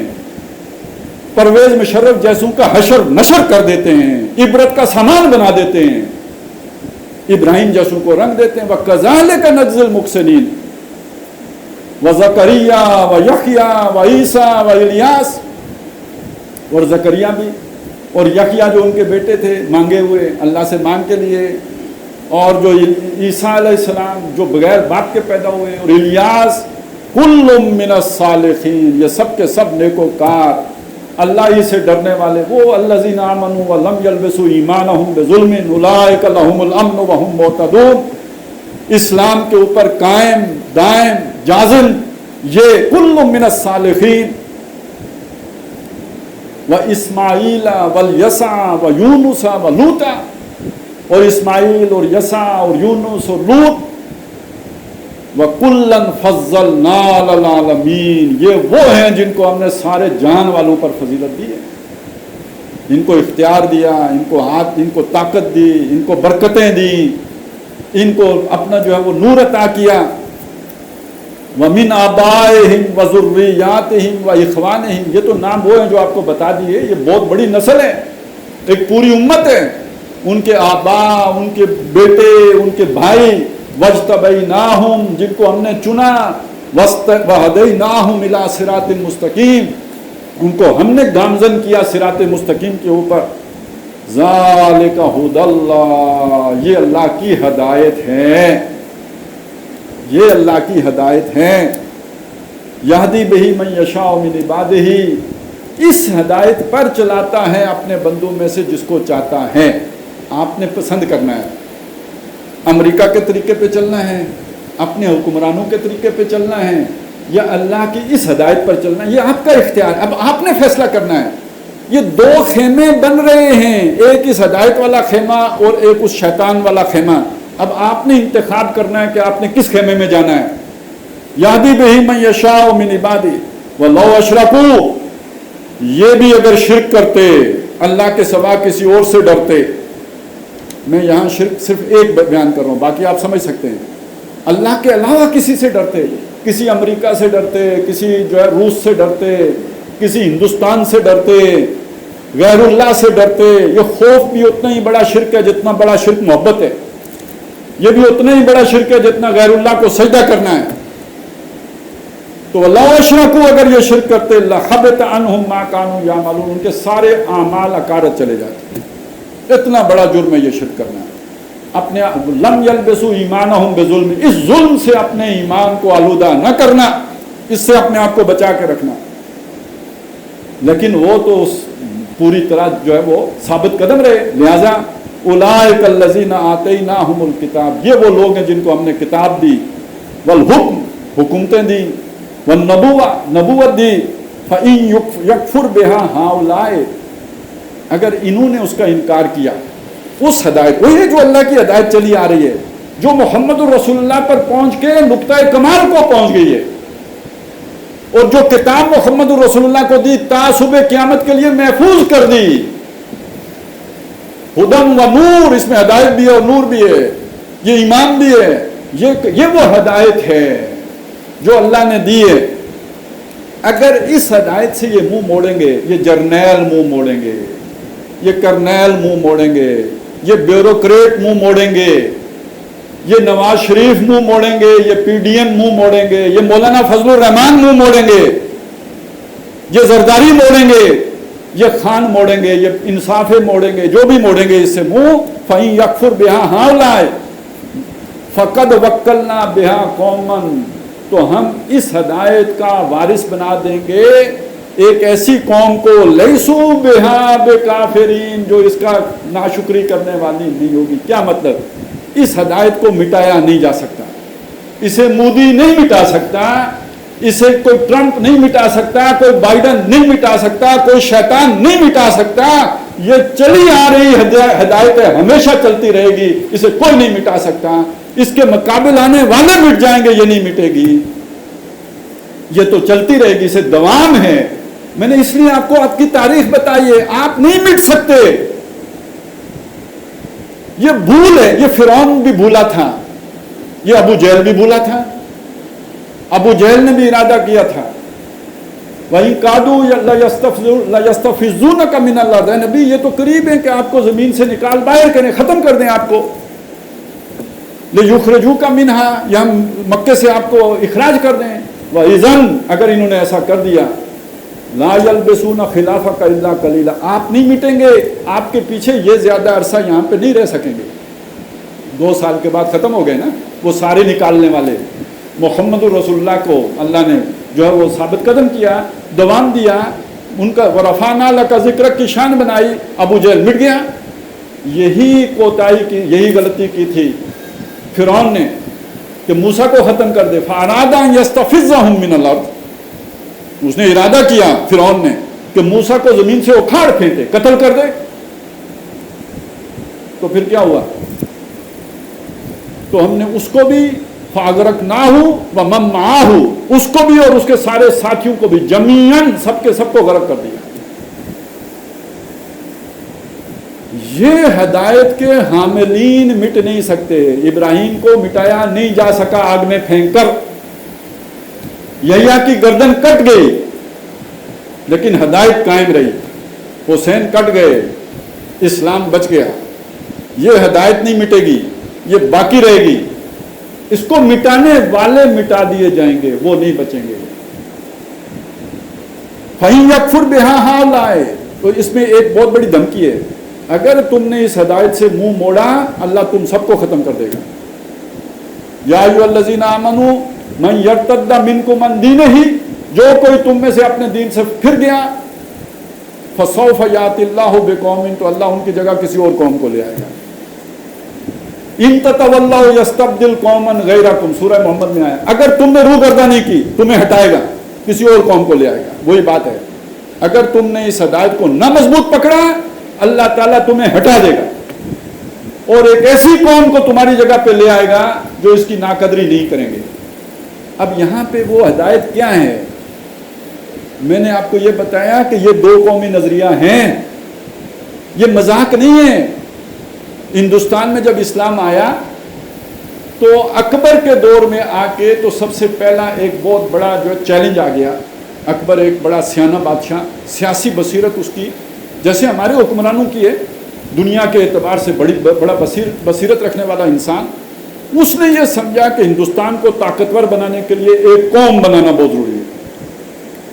एक कौम नहीं बन सकते, यहाँ पे ये मजहब, हिंदू मजहब, ये सिख, ये फलाने, ये मुसलमान, ये एक कौम नहीं बन सकते मजहब की वजह से। इस मजहब ने तकसीम करके रखा हुआ है, हमारी ताकत मुनकसम है, हम एक कौम नहीं बन सकते। लिहाजा एक नया मजहब बनाते हैं जिसको सारे कबूल कर लेंगे और उस वजह से सारे मुत्तहिद हो जाएंगे। और उसने दीन अकबरी आपने सुना होगा, जिसकी उसने बुनियाद रखी। वहाँ पे खड़े हुए मुजद्दिद अल्फसानी, एक कमज़ोर निहत्ता आदमी, अपने वक्त का इब्राहिम, कलम कला उठ खड़े हुए और उन्होंने उसके इस दीन अकबरी को मानने से इनकार कर दिया। उसकी एक अलामत थी उसको सजदा करना, वो सजदा मतलब उसको सजदा न करने का मतलब था उस पूरे आइडियोलॉजी को उठा के फेंक देना। उसके खौफ नहीं किया उन्होंने, जहांगीर के मुकाबले में भी खड़े रहे और वो डटे रहे अपनी बात के ऊपर। तो उसका नतीजा क्या निकला? उसका नतीजा ये निकला कि मुसलमान जुड़ गए किस चीज़ के साथ? रसालत के साथ, इत्तबाए रसूल के साथ। ये बात समझ लीजिए, यहाँ पे एक और नुक्ते की बात आ गई है, ये भी वजाहत करना ज़रूरी है। हमारे यहाँ कुछ लोग हैं जो तौहीद पे बड़ा काम करते हैं। ये अबुल फजल और फैज़ी ने भी तौहीद पे बड़ा काम किया, बगैर नुक्ते की तफसीर लिख डाली थी, पूरी तफसीर कुरान की, कोई वो हर्फ इस्तेमाल नहीं किया जिसमें कोई नुक्ता आता हो। काम तो उन्होंने भी बड़े किए थे। तो मैं आपको बताऊं कि दुनिया में ये बात समझी जाती है कि ये जो मैंने आपको बताया ना, यहूदी हैं, ये नसरानी हैं, ये मुसलमान हैं, ये इनको तौहीद की बुनियाद पर जमा कर लेते। तो अकबर ने भी यही सोचा था। हिंदुओं में भी जो बरमन हैं उनमें भी कुछ लोग ऐसे हैं जो बड़े तौहीद परस्त हैं। तो तौहीद तो सबको जोड़ सकती है, ये जो फर्क कर देती है ना जो चीज, मुझे मुसलमान बना देती है, यहूदी को यहूदी रहने देती है, और ये कि जो हिंदू को हिंदू रखती है, मुसलमान से मुख्तलिफ कर देती है, मुसलमान को उनसे मुख्तलिफ कर देती है, ये मोहम्मद रसूलुल्लाह की सुन्नत की इत्तिबा है। ये दाढ़ी ये किसकी निशानी है? ये रखकर आप उससे वज़ाक़ता में मुख्तलिफ हो गए या नहीं हो गए? ये नमाज, ये रोज़ा, ये पूरी शरीयत, ये मोहम्मद रसूलुल्लाह की इत्तिबा है। वगरना कुरान मजीद कहते हैं, ये यहूदी भी तो दावा करते हैं कि हम अल्लाह को मानते हैं, ये नसरानियों का भी दावा है हम अल्लाह को मानते हैं, न सिर्फ अल्लाह को मानते हैं बल्कि आखिरत को भी मानते हैं, सारे रसूलों को नहीं मानते, एक को नहीं मानते ना। व मिनन नास मन यक़ूलु आमन्ना बिल्लाहि व बिल यौमिल आखिर, अल्लाह का भी ईमान का दावा, आखिरत पर भी ईमान का दावा, तो क्यों नहीं तस्लीम किया जाता उनको मोमिन? इसलिए कि मोहम्मद रसूलुल्लाह को नहीं मानते। वमा हुम बिमुमिनीन, इसलिए उनका ईमान ही मोतबर नहीं है। तो हमें अलहदा कौम जिस चीज़ ने बनाया वो मोहम्मद रसूलुल्लाह पर ईमान और उनकी सुन्नत की पैरवी है। मुजद्दिद अल्फसानी वो शख्सियत हैं कि जिन्होंने इत्तिबाए रसूल पर, इत्तिबाए सुन्नत पर जोर दिया। इसलिए हमारा मानना यह है कि हिंदुस्तान में दो कौमी नज़रिए का आगाज़ करने वाली शख्सियत मोहम्मद बिन कासिम भी नहीं, मुजद्दिद अल्फसानी है। इसलिए कि वो मोहम्मद बिन कासिम वाली सारी चीज़ रिवर्स कर दी थी उसने, अकबर ने। ये मुजद्दिद अल्फसानी ना खड़े होते तो दो कौमी नज़रिया मिट जाता। आपने किताबों में पढ़ा होगा, लोग तो उसे जोड़ते हैं अल्लामा इकबाल से या कायद-ए-आज़म से, लेकिन बाज़ लोग उसे जाके मुजद्दिद अल्फसानी से जोड़ते हैं। क्यों जोड़ते हैं? इस वजह से जोड़ते हैं, अगर वो वहाँ ना खड़े हुए होते तो पाकिस्तान नहीं बन सकता, क्योंकि सब एक कौम हो गए होते, एक नया मज़हब बन जाता और ये शही मिट जाती। पहली शख्सियत वो है। اس سے پھر بات آگے چلی ہے 400 سال کی محنت ہے اس سارے عمل کے پیچھے، اور اس محنت کے ساتھ اللہ کا ایک منصوبہ ہے. وہ میں نے آپ کو بتایا تھا نا، پتہ بھی جنبش نہیں کرتا اللہ کی اذن کے بغیر. اللہ کے بڑے بڑے منصوبے ہیں. سورہ الف لام میم السجدہ میں ذکر آتا ہے کہ اللہ تعالیٰ جب کوئی کام کرتا ہے، تدبیر کرتا ہے، پلان کرتا ہے، اس کا منصوبہ بناتا ہے. پروجیکٹ اللہ کا پروجیکٹ ہے. وہ ہماری اسٹیبلشمنٹ کا کوئی پروجیکٹ عمران خان ہوتا ہے تو اللہ کا بھی کوئی پروجیکٹ ہوتا ہے کہ نہیں ہوتا ہے؟ وہ کتنے، یہ 4 سال کا ہوتا ہے، وہ کتنے سال کا ہوتا ہے؟ یدبر الامر من السماء الی الارض، وہ بھی تدبیر امر کرتا ہے آسمان سے زمین تک، ایگزیکیوٹ کرتا ہے اسے. ثم یعرج الیہ، پھر وہ کام مکمل ہو کر اس کی رپورٹ اس کے حضور پیش کی جاتی ہے. فی یومن، ایک ایسا دن اس پورے پروسیس میں لگ جاتا ہے. کان مقدارہ الف سنۃ مما تعدون، جس کا دورانیہ تمہاری گنتی کے مطابق 1000 سال کا ہے. وہ اللہ کا ایک دن بنتا ہے. وہ ہمارے سائنسدانوں نے ایک نوری سال بنایا ہے. اللہ نے 1000 سال کا ایک دن جو ہماری گنتی ہے اس کے مطابق ایک دن رکھا ہوا ہے. 50,000 سال کا بھی دن ہے اللہ کا. ایک دن 50,000 سال کا بھی ہے. یہ بھی ایک دن ہے جو 1000 سال کا ہے. یہ محمد الرسول اللہ صلی اللہ علیہ وسلم سے آپ سوئی چلائیں نا، 1000 سال کے بعد یہ اکبر آتا ہے.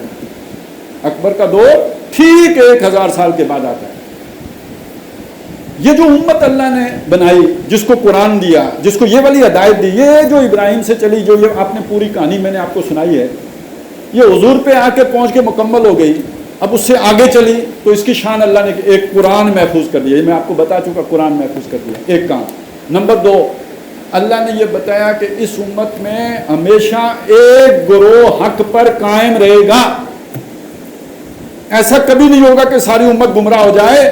ایک گروہ ہمیشہ حق پر قائم رہے گا.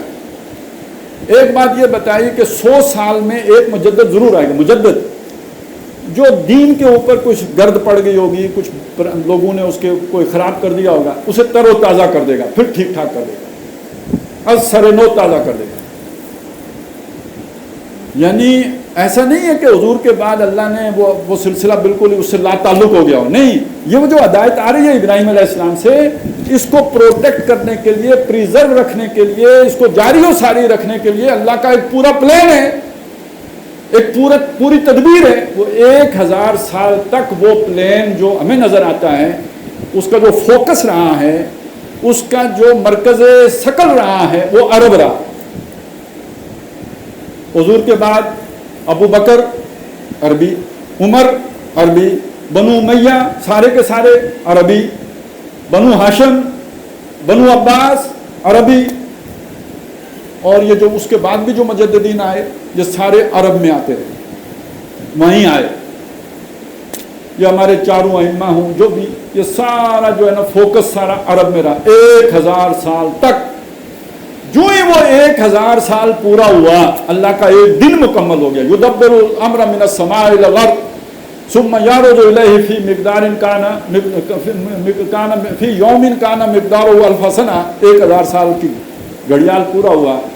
اگلا جب 1000 سال شروع ہوا تو پہلا مجدد کہاں آیا؟ عرب میں، ہندوستان. مجدد الف ثانی شیخ احمد سرہندی. اور انہوں نے کیا تجدید کی؟ 2 قومی نظریے کی تجدید. اتباع سنت کی طرف بلانے کا مطلب کیا ہے؟ 2 قومی نظریے کو اثر، وہ جو محمد رسول اللہ نے مدینے میں جس کی تجدید کی تھی، وہ جس کی بنیاد پر ابراہیم کٹ گئے تھے باپ سے، جس کی بنیاد پر مکے میں جدائیاں پڑ گئی تھی، باپ بیٹے سے اور بیٹا باپ سے، بھائی بھائی سے، بیوی میاں سے. کس چیز نے کاٹا تھا؟ نسل نے، زبان نے. زبان تو سب کی عربی تھی، اس 2 قومی نظریے نے کاٹا تھا. اور اکبر اس کو پھر اکٹھا کر رہا تھا. مجدد الفسانی نے کھڑے ہو کے تجدید کر دی، اکٹھا نہیں ہونے دیا. وہ جس کی گردن نہ جھکی جہانگیر کے آگے، تو وہ جو انہوں نے وہ کر دیا. یہاں سے وہ کام شروع ہوا. اس میں پھر عبدالحق محدث دہلوی آئے، انہوں نے حدیث کی طرف، علم حدیث کی طرف موڑا. اب آئے شاہ ولی اللہ، انہوں نے قرآن کے ساتھ جوڑا جو اصل بنیاد ہے، جو اس کو پانی دیتے ہیں، اس جڑ کو، اس کی غذا ہے، اس روح کی. اس سے وہ جہاد پیدا ہوا، تحریک شہیدین. پھر کرتے کرتے تحریک پاکستان، اس دو قومی نظریہ. اب آپ سمجھے یہ کتنا بڑا ایک ہمارا خزانہ ہے، اس کی ایک تاریخ ہے، اس کو زوال نہیں آ سکتا، اس کا ایک مکمل جو ہے پس منظر ہے. یہ کوئی الرٹ ٹپ نہیں ہے، یہ محض انگریز کی سوچ کا نتیجہ نہیں ہے. انگریز تو یوں سمجھیے جیسے ایک وقت میں یوں اللہ نے استعمال کر لیا، جیسے اصحاب کہف تھے نا، 7 جب نکلے تو 8واں ان کا کتا آ گیا، اور وہ کتا آ کے ان کی جو کھو تھی، غار تھی، اس کے باہر دروازے پہ یوں کر کے بیٹھ گیا، اور اس کے اس بیٹھنے کی وجہ سے ایسا وہاں پہ ماحول بن گیا، کوئی ادھر جاتا نہیں تھا. تو جب اللہ تعالیٰ کوئی کام لیتا ہے تو کتے سے بھی لے لیتا ہے، تو انگریز سے لینا اللہ سے کیا مشکل ہے؟ تو نوابوں سے لے لیا تو کیا مشکل ہے؟ یہ بیوروکریٹوں سے لے لیا، محب وطنوں سے لے لیا تو کیا مشکل ہے؟ لے لیا، ان کے لیے نہیں لیا.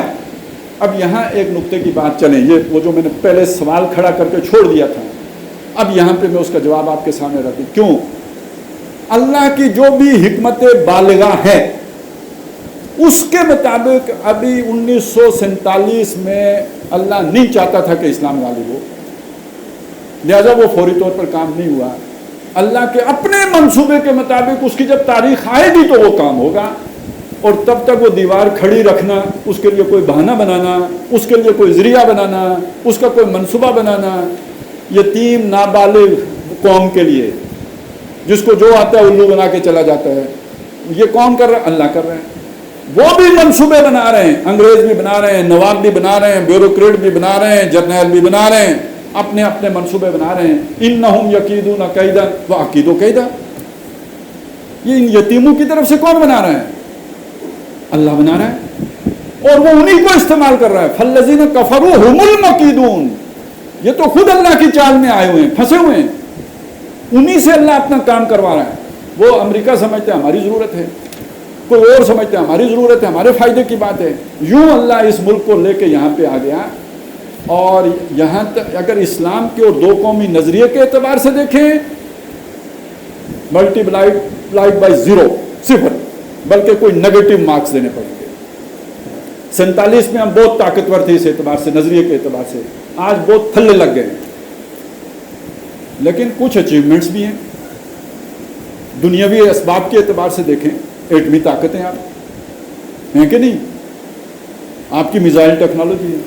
اچھا، یہ وہ شے ہے جو دنیا کو اس وقت کھٹک رہی ہے، جس کی وجہ سے اب آپ کی بلکنائزیشن کے پروگرام ہیں، آپ کے حصے بکھرے کرنے ہیں. کیوں کرنے ہیں؟ تاکہ اس ایٹمی طاقت سے آپ کو محروم کر دیا. اس کے بغیر نہیں ہوگا نا. کچھ ایسے حالات بنیں گے تو تب ان کو موقع ملے گا کہ آپ کو ڈی نیوکلرائز کیا جائے. آپ کی فوج بھی ایک خطرہ محسوس ہو رہی ہے. اتنی بڑی فوج، یہ کہیں مشرق وسطیٰ میں جو حالات بنانے ہیں اس میں ان کا دماغ نہ خراب ہو جائے، اس سے پہلے ان کو بے دست و پا کر دو.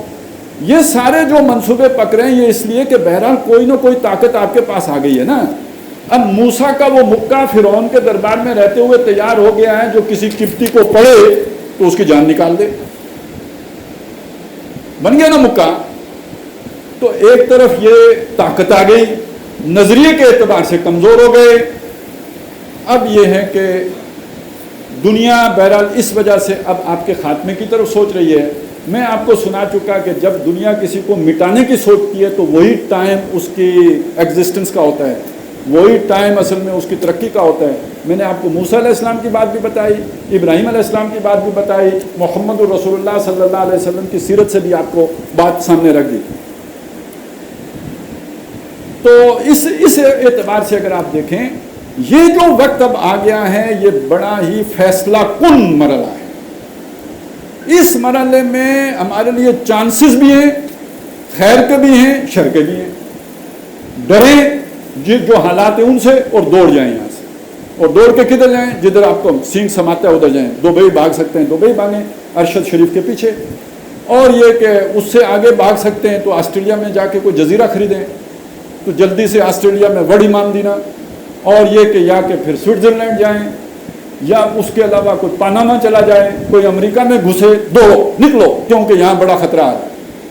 اور دوسری طرف یہ ہے کہ یہی تو وقت ہے، بتا رہی ہے ظلمت شب کہ صبح نزدیک آ رہی ہے.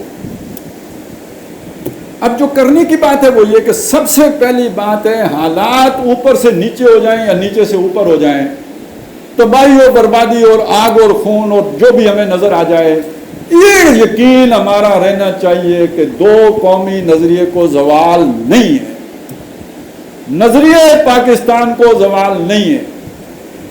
और ईरान के मिट जाने से तू नहीं मिट जाएगा, पाकिस्तान के मिट जाने से नजरिया पाकिस्तान नहीं मिट जाएगा। और नजरिया अगर होगा तो ये वो बीज है जिससे ये मुल्क फिर बन जाएगा। अब जो बात है, जहां तक भी पहुंच सकती है, जो भी पहुंचा सकता है, पहुंचाने की बात क्या है? फर्ज करें लगता ये है कि मुत्तहिदा या क्या खुद मुख्तार कश्मीर बनाने का मंसूबा है, इंसानी इस्तेमाल होंगे, वही काम करेंगे तो खुद मुख्तार कश्मीर बनेगा। तो जो कश्मीर वाले हैं उन्होंने अगर खुद मुख्तारी बनाना है तो कौमियत की बुनियाद पर क्यों बनाते हैं, लिसानियत की बुनियाद पर क्यों बनाते हैं, नस्ल की बुनियाद पर क्यों बनाते हैं? इस नजरिया तौहीद की बुनियाद पर क्यों नहीं बनाते? कि हमने पाकिस्तान बनाया था जिस नजरिए की बुनियाद पर 75 सालों में तुम वो नहीं कर सके, हम तुमसे इसलिए अलहदा होकर खुद मुख्तार पाकिस्तान बनाना, कश्मीर बनाना चाहते हैं ताकि वहां वो काम करें जिसके लिए कि पाकिस्तान बनाया था। फर्ज करें कि ग्रेटर पख्तूनिस्तान बन रहा है, वो काबुल वाला भी और ये इधर वाला भी फाटा और ये सारा मिला के कुछ बना रहे हैं, जैसे कि बातें चल पड़ी हैं। फर्ज करें ये हो रहा है, यार तो कौम प्रस्तों के हाथों क्यों यरगमाल बनते हो? आप ये क्यों नहीं कहते कि जिस मकसद के लिए पाकिस्तान बनाया था उस मकसद के लिए हम पाकिस्तान से अलहदा हो रहे हैं, इसलिए कि पाकिस्तान में उस तरफ पेशकदमी नहीं हुई। और मैं ये चीज़ आपको बता दूं, बिलफर्ज अगर ऐसा हो भी गया, ये अलहदियाँ हो भी गई और इब्तिदान अगर कौम प्रस्तों के हाथों में इक़्तिदार आ भी गया, सारे नाकाम होंगे, कश्मीर में भी नाकाम होंगे, पख्तूनिस्तान में भी नाकाम होंगे, वो डिलीवर कर ही नहीं सकते। अमेरिका क्यों नाकाम हुआ अफगानिस्तान में? ये एक केस स्टडी है, इसको देख लीजिए। तालिबान से लोग खुश नहीं थे, अमेरिका आया, इस्तकबाल किया गया, लेकिन उसके बाद वो डिलीवर नहीं कर सके। उनके जुल्म थे, उनकी ज्यादतियां थी, उनकी बैड गवर्नेंस थी, जिसके नतीजे में लोगों ने समझा कि इनसे वो बेहतर थे। तो जो चीज़ मैं कहना चाह रहा हूं वो क्या है, वो ये है कि अगर बिलफर्ज अमेरिका अपने कुछ जो है हवारियों को यहाँ इक़्तिदार, पाकिस्तान को तोड़कर इक़्तिदार दे भी देता है, वो ज़्यादा अरसे तक उस इक़्तिदार को कायम नहीं रख सकेंगे, डिलीवर नहीं कर सकेंगे, वो अप टू द मार्क साबित नहीं होंगे, लोगों के अंदर मायूसी पैदा होगी। वहाँ मुतबादिल तौहीद प्रस्तों की क़यादत मौजूद होनी चाहिए। वो अभी से तैयारी करें, उन्हें इस रुख पे सोचने की ज़रूरत है। कश्मीर वाले भी सोचें, बाकी भी सोचें, नतीजा क्या निकलेगा? अगर तौहीद की बुनियाद पर ये पख्तूनिस्तान है, तौहीद की बुनियाद पर ये मुत्तहिदा कश्मीर है, ये कल इनको एक होने में क्या दिक्कत पेश आएगी? पाकिस्तान फिर जमा हो जाएगा। और इस हलचल से ये जो जलजला आएगा उससे होगा क्या? मुनाफिकीन सारे निकल जाएंगे। स्ट्रेटेजिकली बस एक चीज़ खास देखने की है, अगर ये बात कहीं पहुंच जाए तो अच्छी है, कि अगर थ्रेट तो है, अमेरिका तो चाहता है, खतरा तो है, तो जो भी आपके स्ट्रेटेजिकल वेपन्स हैं उनका कोई ना कोई हिस्सा उस इलाके में तो ज़रूर डंप होना चाहिए कि जो अमेरिका की दस्तबुर्द से महफूज रह जाए। ज़्यादा इम्कान यही है कि वो आपका पख्तूनिस्तान की बेल्ट हो सकती है, मलाकंड का एरिया हो सकता है, कि ये अगर इस्लामिस्ट के हाथों में आता है तो इनके पास वो पोटेंशियल भी तो हो ना। तो जिसके जहन में भी कोई ये सोच पैदा हो तो उसे यूँ भी सोचना चाहिए। लेकिन अल्टीमेटली ये फिर सारे एक हो जाने हैं। वक्ती तौर पर अगर अमेरिका का वार कारगर भी हो गया, जैसे 9/11 के बाद हो गया था अफगानिस्तान में, 20 सालों के बाद वो वापस आ गए, मैं यहाँ पे कहता हूँ 5 सालों के अंदर अंदर तब्दीली आ जाएगी। बल्कि ये भी मैंने बहुत एहतियात से बात की, 2 सालों के अंदर अंदर तब्दीली आ जाए। पाकिस्तान मिटने वाला नहीं है, क्योंकि ये नजरिए की बुनियाद पर खड़ा है। वक्ती तौर पर कुछ ऊपर नीचे बात हो भी गई तो होगी, लेकिन अल्टीमेटली ये फिर एक हो जाएगा। और अब जो एक होगा तो अपनी पूरी ताकत के साथ होगा, और अपनी पूरी ताकत के साथ होगा तो फिर इसके असरात पूरे हिंदुस्तान तक जाएंगे। پھر ہندوستان اس سے نہیں بچ سکے گا. اور نہ صرف یہ نہیں بچ سکے گا، پھر کہ اس کے اثرات مشرق وسطیٰ تک جائیں گے.